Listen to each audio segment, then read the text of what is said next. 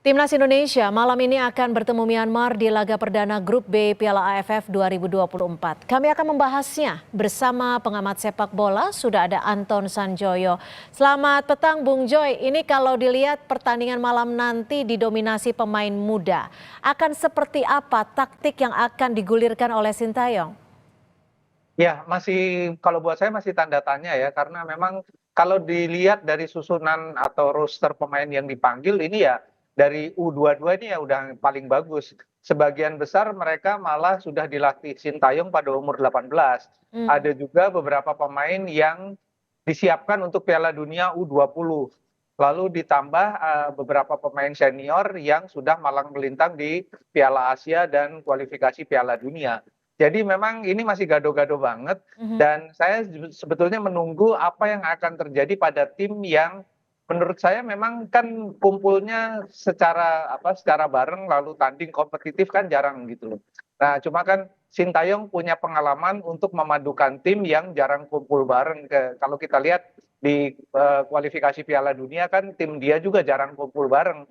Tapi Ya, ya terakhir memetik kemenangan lawan Arab Saudi. Jadi dia punya kemampuan untuk memblending pemain-pemain yang jarang kumpul gitu. Nah, mudah-mudahan ya meskipun saya juga kritik dipanggilnya pemain-pemain yang sudah memperkuat tim senior, mudah-mudahan mereka bisa menjadi mentor karena oke. pengalaman mereka lebih lebih banyak daripada Arkan Kakak misalnya dibanding Robi Darwis.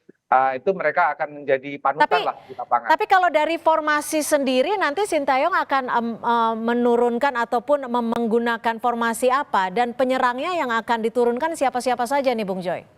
Nah, kalau formasi kesenangannya Sintayong kan sebetulnya formasi yang sangat ofensif 3-4-2-1 atau 3-4-3 gitu loh. Tapi menghadapi Myanmar, tim senior yang sudah kumpul bersama juga lama, rasanya sih Sintayong akan menempatkan 5 back yang bisa bergerak menjadi 3 back dengan 3 gelandang, 2 penyerang sayap dan 1 penyerang ujung tombak.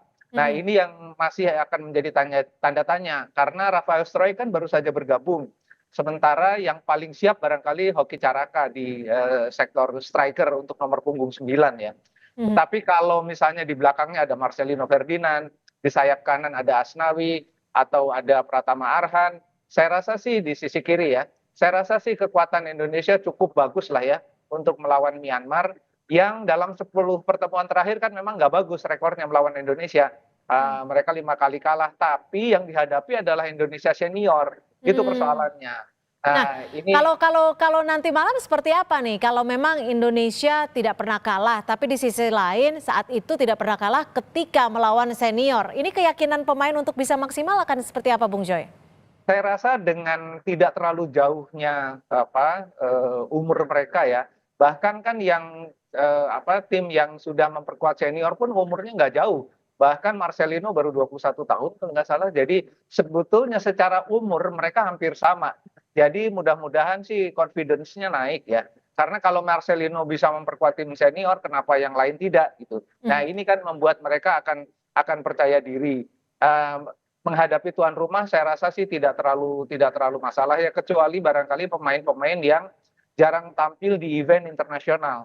Kalau Mhm. Marcelino, Pratama Arhan, Struijk, Asnawi, mereka sudah sangat pengalaman, nggak ada masalah lah. Ya mudah-mudahan 4 pemain senior itu yang sudah bergabung bisa menjadi pendorong ya, bisa membawa dalam tanda Ya, kutip adik-adiknya ke level ya. permainan yang lebih baik.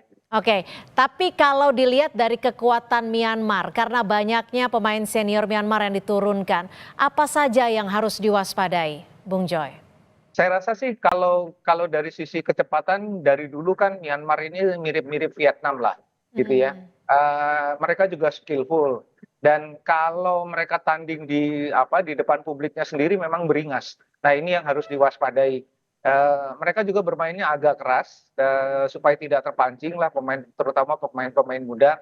Karena sebetulnya skema permainan Sintayong itu kan skema yang mengalir. Nah, kalau mereka bermain dengan emosional karena diganggu atau lawan bermain keras, ritmenya terganggu. Nah, Hmm. ritmenya terganggu ini yang bisa membuat perencanaan permainan dari awal itu akan gagal. Nah, ini yang saya khawatirkan Indonesia jangan sampai terpancing oleh emosi pemain-pemain Myanmar yang menurut saya karakternya hampir sama dengan pemain Vietnam. Mereka agak tricky juga ya Oke. dalam permainan. Jadi itu yang harus diwaspadai Mhm. Marcelino Ferdinand dan kawan-kawan.